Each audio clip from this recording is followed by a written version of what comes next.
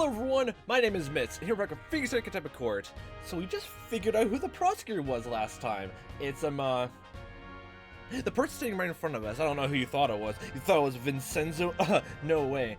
Actually, like, it's been going on in the comments like the last few videos, like, that's a fun thing to think about, just like, I was actually also thinking, like, he would, like, show up more, and more, like, you know, as the game goes on, but he doesn't show up again, at least I know of. Or maybe I'm lying as a way to get your false sense of security down, and he does show up in this case. Maybe, but maybe not. Probably not.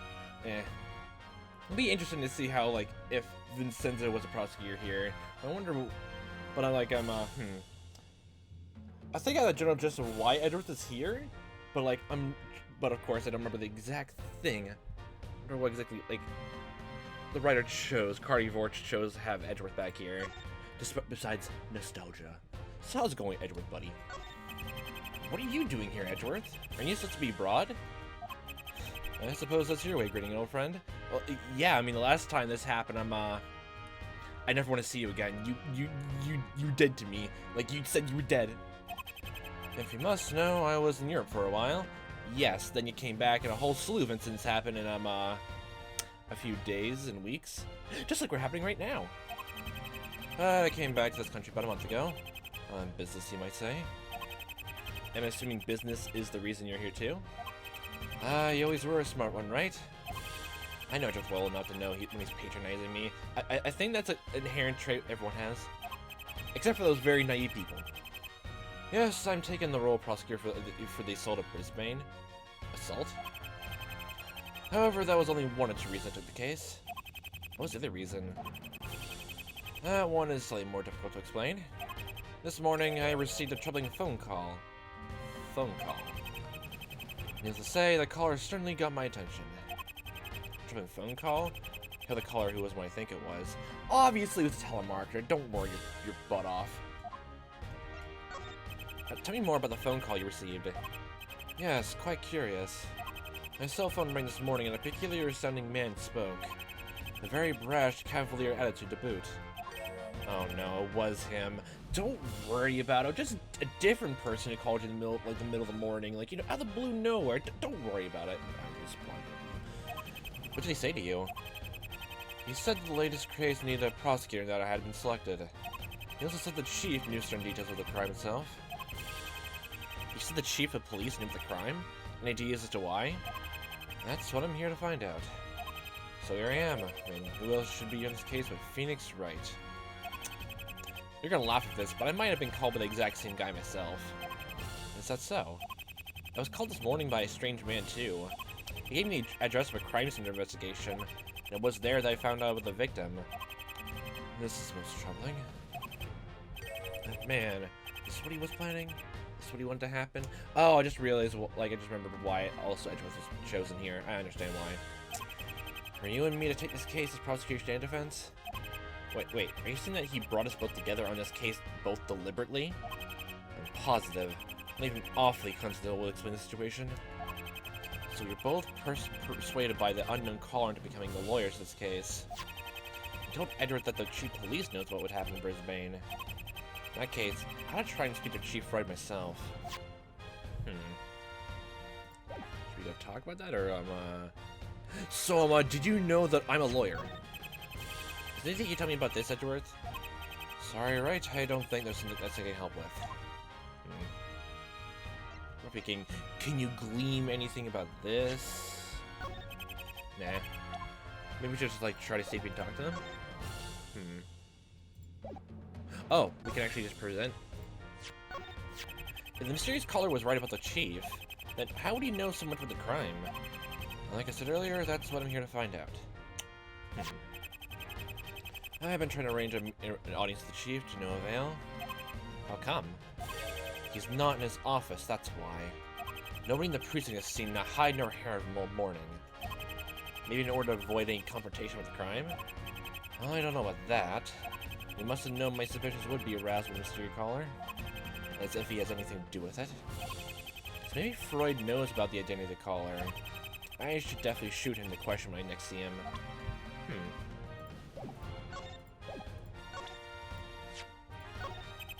Couldn't help but notice that you refer to Brisbane as simply Brisbane. And, Mom, that struck you as odd. Referring to somebody by the surname alone without a title preceding it? Implies that you know the person, especially in your case. When saying someone's first name, like, well, I guess in Japan it's all about, like, saying surnames and, like, an honorific afterwards. Don't know how, like, in Japan how it's perceived you just do surnames and nothing else, no honorifics. Wonder how people perceive you then. In other words, it seems as though you knew Brisbane at some level. Yeah, this is coming of it. So what if I did? Why would that be of any concern to you? It's not very hard to figure out the reason as to why you would be familiar with Brisbane. Alright, I'll bite. Why would you assume I knows Brisbane? You try to frenzy to say mentor you in favor. It was this. Because you both had something in common.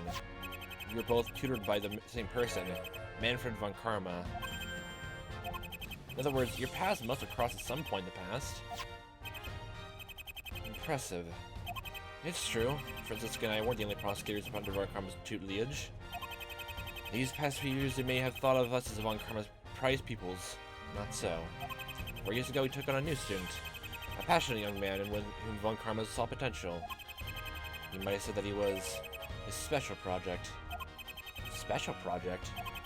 Something very unsettling about the choice of words. What did he do to Brisbane? I heard a great deal about Brisbane over the past few years. Okay. Music stopped. But the effect von Karma had on him. Another argument to add to the plethora of reasons to despise that man. So what happened?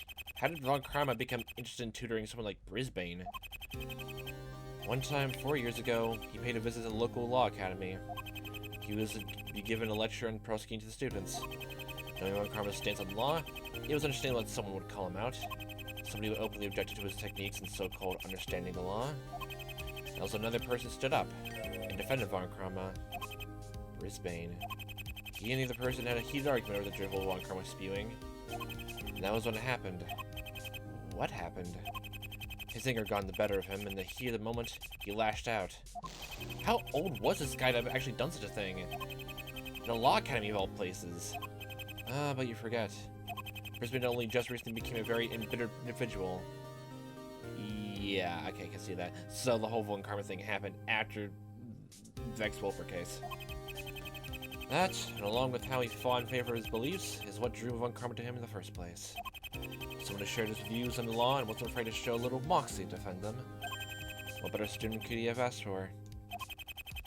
So what was Brisbane taught by his beloved mentor?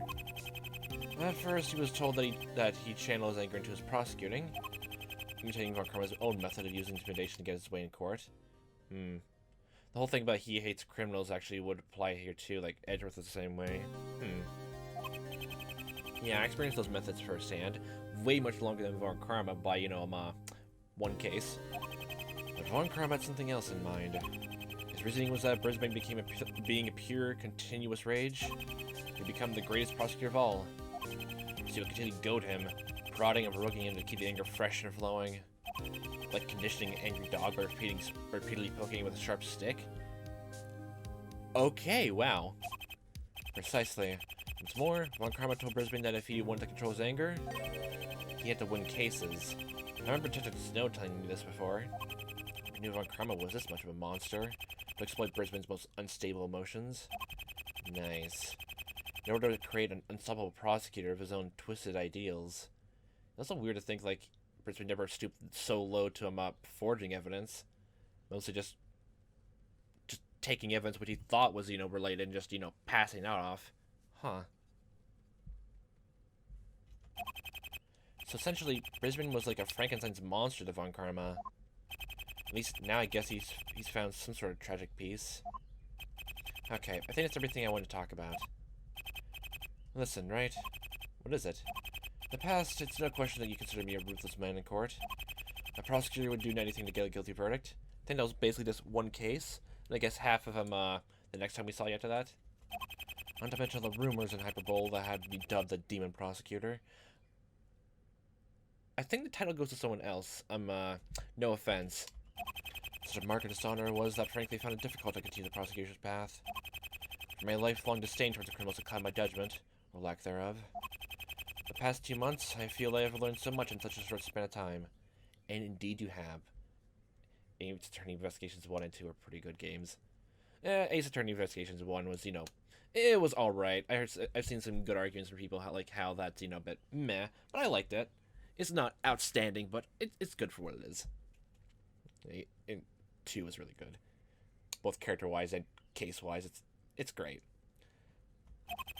The truth is what we in the legal profession value the most when it comes to justice. Mistaking the truth is as valid for prosecutors as it is for defense attorneys. In some cases, maybe even more so. My point is, I no longer wish for you to see me as your enemy in court, no matter how challenging or difficult it may prove to be. I never thought of you as anything but a friend, Edgeworth. Besides, I think that business 2 months ago proved to me that the kind of person you really are. Oh, you're talking about that case. I see. I'm sure Brisbane would have been the same had he not been manipulated by so much by Von Karma. Would have? You said it again. Huh? Did you say something? Perhaps. Right, there's something I've been meaning to bring up during our talk. I thought against it at first, but I feel I have to mention it to make sure I'm not mistaken. And what's that? Throughout our chat, you would always refer to Brisbane in the past tense. Why is that? Well, why do you think? Because he's dead, of course. Dead? Right, what on earth are you talking about? What do you mean? But Brisbane was... preposterous. I hope you aren't implying what I think you are. Implying what? What are you talking about? Guess you don't know. Very well, I might as well tell you for your own benefit. Save you from looking like a complete fool in court tomorrow. Tell me what, Edgeworth? Brisbane is not dead. Oh. Come again? He wasn't murdered at all, you moron. What? He wasn't killed? But you were saying that he was... At no point in our conversation did I explicitly state that Brisbane was murdered. You said he was assaulted. I said he was assaulted. We're looking to a battery case, not a homicide. Although it's very likely that it may have been attempted murder. Brisbane, he's alive. It's a good thing I kept hold of this extra copy of Brisbane's injury report. Injury report. With your Fox Pass, it's obvious that you didn't receive one. So here. Brisbane's injury report. So it's this in place of an autopsy report. Wait, but if Brisbane's alive, then where is he? The paramedics responded to an ambulance call at approximately 5:30 a.m. Upon discovering that he was still breathing, he was admitted to the city hospital. I can't recall the ward number, but that's where he is. The city hospital. Okay, thanks, Edgeworth. You're not gonna see him now, surely. What do you think? Of course I am. In that case, I wish you every success in trying to get a comatose man to talk. Oh. Wow. Oh, Jesus, he was being that close to... Comatose? The injuries and blood loss he sustained were severe enough to render him so. In the middle of his telephone call to the emergency department, that was when he collapsed. And he's to awaken. Wow. I'm actually kind of curious why the culprit didn't do them in if, this was attempted murder. All the same, I think I better head over and see him. I guess maybe the culprit, didn't realize, they just beat him to the inch of his life and thought he was dead then. Under how much brutally they attacked him, to get him comatose. Huh. All the same, I think I better head over and see him. Predictable to the end, aren't you? Don't shush you. Very well, I'll call the hospital and tell them to expect you. Security around Brisbane is tight, but they'll wave you through. Thanks, Edgeworth. See you tomorrow in court. I still couldn't believe what I just heard. My outrageous miracle? Brisbane survived his injuries. However, he had fallen into a coma as a result. That didn't stop me from heading on over to the hospital and seeing for myself. April 13th, 3:21 p.m. City Hospital ward. Before we all crash and die. Okay. There he is. Oh, wow. It's a dark, stark, brutal contrast. Huh. The way he looks, he shouldn't medically be alive. It feels somehow more upsetting to know that he is still alive, suffering from his injuries. As for his coma, when will he wake up? Will he ever wake up for that matter? The thought just occurred to me. Did Brisbane see his assailant's face before passing out? Yeah, I guess so. Does he know all along what's happening here? Does he know why? Just as importantly, who? Until he regains consciousness, it's to do the police and the court to find the truth. Brisbane, I know we don't agree on a lot of things, but I've never been one to let anyone suffer because of another human being. I'm not letting that person get away, to run loose and cause more unchecked grief. I'll find whoever did this to you, and I cover the truth. Or my name isn't Phoenix Wright. Grand speech. Got chills. April 14th, 9:52 a.m. District Court, Defendant Lobby, number 1. And here we go. We should probably read that injury report right now, just to be sure. The mysterious caller still here. He needs to know more about what he's laying on. Either that's someone who was like accomplice to the crime, or like literally the main culprit. Okay, injury report. Severe blunt force trauma on head and torso. Lots of internal and external bleeding. Right arm is broken. Okay, so the right arm is broken, so does it mean, like, the phone call, he uses his left hand to dial the numbers? What if that's gonna be important? I guess, like, I can't think of a good reason to how, like, the right arm would would be good unless there's, like, I guess, as the witness who came to the crime, like, did she see through the window? Like, her name was Miss Weaver, yeah. Brisbane's next-door neighbor. Like, did you see through a window and saw what happened? I guess saw Renwick, you know, beat Brisbane silly for whatever reason, or, like, saw someone who looked like Renwick do it? I guess it'd be a whole thing about, like, I guess I can see that contradiction as, like, you know, he uses right arm to, you know, push the attacker away. Yeah. That kind of thing. I guess I'll just go and see. Morning, Detective Renwick. Evening, Phoenix. No, it's morning. It's evening on the other side of the world. Well, glad you know about your history. History? Oh no, it's astronomy. Well, we're not on the other side of the world right now. No, but I wish I was. Because this day would already be over and be sentenced to death. That's not how it goes in court, but I'm not to be going to prison. Have fun. Because you're my best friend. Stuck with a lawyer, doesn't even trust me. No, haven't you heard? Of Brisbane? Haven't I heard what? That he's dead? Of course I have heard. But apparently the one who did him in, after all. He's alive. That's not funny. Well, you keep telling me your own funny jokes, so let me have mine, which this isn't. Wait, you're serious? But the police must have known. Who said he was dead? Well, the one he told me he was. What the hell, mate? Did it snow? Have you heard the news? News? What news? The news that I'm gonna look like a bloody prat at court today? Prat? Freaking prig. Yes, I heard the news, and isn't it a blessing? You don't sound very happy about it. Oh, no, don't get me wrong. Brisbane's alive, yeah, cool and all that. But thanks to the fools who neglected to inform me of this development, my testimony is a chocolate teapot now. Chocolate teapot, that's a very weird metaphor and allegory to make here. Nice. There's dessert that's cold turkey, the case. My heart bleeds for you, Snow. It really does. I think so the turkey just like it's based in blood, just like, you know, just soak in. What kind of food has that kind of thing now? Just like, you know, let it bleed. I know most foods, like, you know, you have to cook it in. Who wants to drink and eat pure old blood when they eat their, like, you know, meat? Well, I mean, I guess, you know, medium rare steaks and all that. Steak is really good. Although I have to wonder why Snow seems to be kept out of the loop most of the time. Yeah. Car will commence in 3 minutes, gentlemen. Alright, well, you two run along now, you little munchkins. I'm about to come up with a new testimony with 3 minutes and a half left. Nice. Okay. It's time, Renwick. It just dawned on me. Huh? What has?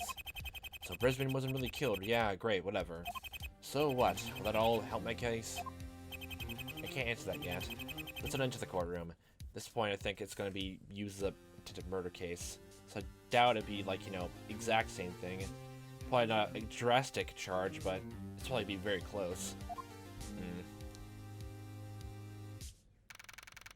April 14th, 10 a.m. District Court, courtroom number 1. Uno. Ah, there we are. Ah, the red and blue contrast.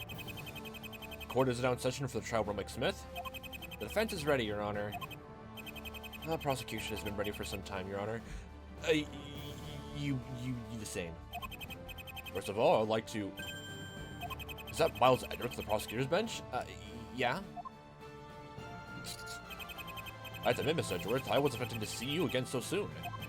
Yes, well, that makes two of us, Your Honor. I, for one, certainly haven't expected to return to the court anytime soon either. But circumstances arose, and I had no choice but to accept. Oh, yes, Mr. Brisbane. I heard the news. I think he was talking about the mystery caller. Yeah, that too. Very well. Would you care to give us your opening statement, Mr. Edgeworth? Your Honor, in the early hours of yesterday morning, somebody broke into the victim's house. Said person then proceeded to beat the victim, causing multiple life-threatening injuries. The prosecution has evidence to place the defendant at the scene of the crime. Evidence? Like, I thought we only had, like, a witness to put out the crime. Okay, well, the police probably found more. Okay. You found evidence against Renwick? I didn't find anything. I searched the scene twice. Well, we need to search it thrice. You know, Santa checked their list twice? Well, he needs to check it thrice because he made some mistakes because there's some naughty people out there. Detective Smith? Why, I can't barely believe what I'm hearing. 2 detectives suspected murder all in the same week. Yeah, it appears Your Honor has been misinformed. Well, it's true Detective Snow was previously held on suspicion of murder. Detective Smith is not. And that reason Wright is... me? Oh, because the victim is in fact still alive, Your Honor. Brisbane's alive? Indeed. He's still ended up being within an inch of his life.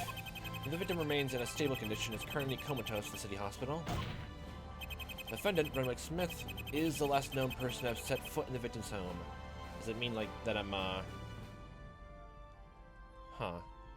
And that means like, there'll be a chance, like, the last cross-examination just be, like, Brisbane waking up and testifying about, like, who the culprit is? Huh. I mean, by that point, then, like, literally, everyone had to listen to the victim, right? Oh, boy. Oh, boy. Wow. Defendant Renwick Smith is the last known person to have set foot in the victim's home. As such, we must address the results of the investigation regarding this fact. And you already said you found incriminating evidence. Oh, joy. He hasn't even done anything yet, and I'm already sweating like crazy. Yep, Edgeworth's back, alright. In full swing, too. Let me call your first witness, Mr. Edgeworth. The prosecution calls the detective in charge of investigation to the stand. Oh, hi. Name and occupation, if you please. Up to oh good. Professional thief. What? What? Looks like Edgeworth isn't yet familiar with the waves of the snow. Snowing all down. Just blinding and clouding out the whole case over with the fucking sarcasm. Let's try this again. Name and occupation. Philharmonic. Conductor of the orchestra of... Detective, show some professionalism. Alright. Robert Snow, homicide. Oh, dang, he committed some homicide? Sorry, my lord, I guess you could describe my mood today as... irksome? Oh, what you already said. It would be too if you had to reform your whole testimony because you were kept in the dark. There's like old Muggin Snow over here. Muggin Snow. I know you like your mug, but and you like looking at people's mugs and faces, but yeah, no. Because the original testament is based on your thinking that Brisbane was dead. You got that right, mate. Yeah, thanks, guys. Make me look like a friggin' idiot. Why don't you? In any case, I think it's time you got on with giving us a testimony. Moving right along, then. Just so we're clear, I had to make this testimony so it reflects the victim's true condition. I noticed earlier that Snow doesn't seem to know a whole lot about the crime. Is he being intentionally kept in the dark or something?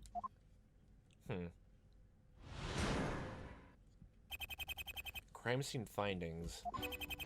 An ambulance is called for the victim's address at 5:30 a.m. Oh yeah, I remember the Dual Destinies theme actually happening in this case, like, you know, first time going through. Not the last case, I don't think. When arrived along with the police, they found Brisbane on his living room floor. He was badly beaten and unconscious, but I suppose he was still alive. You suppose. The room showed signs of a huge brawl between the victim and the assailant. Sadly, though, it looks like Brisbane was no match for the guy. Blood everywhere, too. Must have been why I jumped to the conclusion he was dead. So what did you guys think? Did my new testimony hold up? Alright, I guess. It's an adequate testimony, considering you were fully informed of the victim's condition. Yes, it seems to hold water very well, Detective. I mean, you do like your mug, so gotta hold that water somehow. Then there's a hole in it, then, you know, have fun patching it up. Poison mug. A brief but clear description of the crime scene, as well as some intuitive observations made. I hope you actually got a new mug thinking about it, Snow. I know it's your favorite, but I hope you wash it clean if you had to. Oh, great. Well, thanks for that, guys. How about you, Harry? You care to make it a hat trick? Hat trick? What? I wasn't aware that we were scoring marks for Snow's testimony. 10 out of 10, I guess? Boom! Strike 3. Okay, no, sorry, that was -1 out of 10. Screw you. My sympathy's right. I hadn't realized that this is what you had to put up with. Right, I fear we may have strayed from the road just a bit. We move on to your cross-examination, Mr. Wright. I don't think we'll be able to get through, like, the end of this first cross-examination, but we'll give it our best shot. Probably just be able to just press everything, that'll be it. An ambulance was called from the victim's address at 5:30 a.m. For the benefit of the court, could you tell us who made that call? Oh, right. Well, the call was recorded. The data analysis still have it, which is why I couldn't bring it to the court today. Well, we did hear a snippet of the recording yesterday, enough for a possible ID in the caller. And who was the one who made the call, Detective? It was with the victim himself, Errol Brisbane. So the victim called for his own ambulance? I mean, yeah. Was it even feasibly possible? Did you say the victim was found unconscious? I see what you're getting at, Your Honor, especially since... Right along with the police, they found Brisbane on his living room floor. The ambulance was called. Why did the police show up too? Yeah, well, the operator took the call, thought it was best to inform the police as well. How come? How come? How do you think? The weak, shaky, pained voice of Brisbane sounded suspicious to the operator. And not just that, but the call was cut short. Sneak stopped talking. The operator sent the ambulance, she gave the precinct a bell and reported the call. That makes sense. Brisbane was obviously in a lot of pain at the time. Besides, the moment the call was cut off was no doubt when he fell unconscious. Probably thought, like, if there was, like... If, like, I'm gonna assume, like, Brisbane was talking about, like, someone attacked him. And, like, then, if, like, you know, the caller, like, heard him just stop talking, they probably just thought, you know, killing blow, or, you know, yeah. Stuff like that. And what was the victim's condition when he was discovered, Detective? He was badly beaten and unconscious, but I suppose he was still alive. Oh my god. The sarcasm runs deep. I hope it's sarcasm. I know you and Brisbane did not get along, but Jesus. How bad were his injuries? Pretty bad, mate. Black eye, multiple internal and external traumas, broken arm, lost over a third of his blood. Yeah, a third of it? Like, I don't, like, how much, like, I don't know if I asked before, but, like, how much blood does one have to lose before, you know, it becomes a point of return? Jeez. I'm just paraphrasing the injury report, more or less. That's a new one still. Injury reports of autopsy report. Yeah. Right, but is there any evidence to prove the defendant caused his injuries? Kind of think of it. That would be kind of tricky to pull off. So you don't have anything to implicate my client? Why was he even arrested then? He couldn't have had anything to do with this crime. I figured. I'm sorry to rain the defense's parade, but there's a certain piece of evidence that I fear the detective has overlooked. A piece of evidence that I'm afraid doesn't exactly make Mr. Smith look all that innocent. Detective, if you would please present the item in question. What do you want? The cushion that fell off the sofa during the struggle? The cushion? Detective Smith must be shaking his boots now. I didn't realize his DNA is all over that pillow. Oh no. Oh no. The agony. Oh, the pure and stilled agony. No, Detective, the garrote wire, of course. Wait, what? The garrote wire? But it's already in the court record. That is true, but not only did Detective Snow fail to address that in his testimony, he missed out a very crucial detail with the wire. And that detail, Detective, is... Oh, that... a garrote wire presented at the scene of a brutal attack? What does this mean, Detective? And what else are you not telling us?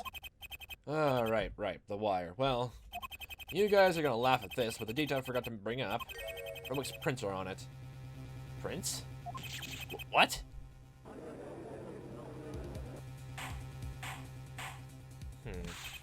Order. Order. This certainly sounds like a most incriminating piece of evidence to me. I say it is. That was how we placed him at the scene of the crime, after all. Detective, you add this to your testimony at once. Sure thing. My bad, everyone. It traces of a potential murder weapon. I don't know where this will lead, but I got a very bad feeling. Like, they're definitely saying Prince, definitely more likely than not, right here. Makes it weird. It's weird. Like, the last case was all about, let's, like, you know, just DNA traces were, like, you know, from Vex Volper. I know, I bring up that distinction because, literally because of this, it was on my mind. But I definitely think DNA, like, sounds more better here. Like, can you just imagine Prince being on the small garrote wire? Well, unless it's, like, you know... I guess it could be if, like, the wire's bigger than, you know, possibly is, but wouldn't, like, garrote wire be better if, like, you know, it was smaller? Like, well, I guess, are garrote wires, like, you know, the most commonly found to be very small and, like, dig into the victim's neck sharply? I guess not, like, if it was thick enough, it would leave fingerprints, but then that'd be more like a cord than anything else. With the wire updating the court record. Okay. Now if you'll repeat this for the benefit of the court. I think we'll leave, like, the rest of this first conversation with Snow for next time, but let me just look at this for the time being. Possibly the original weapon before Bismuth's being bears to dismiss Prince. Okay, so that's the main thing they're going off of.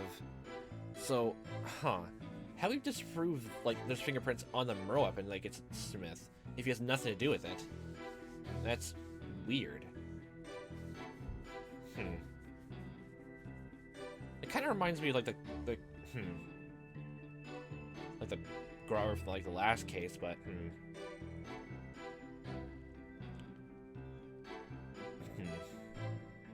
No, I really can't think of anything of, like, right now, on the top of my head, exactly, how, like,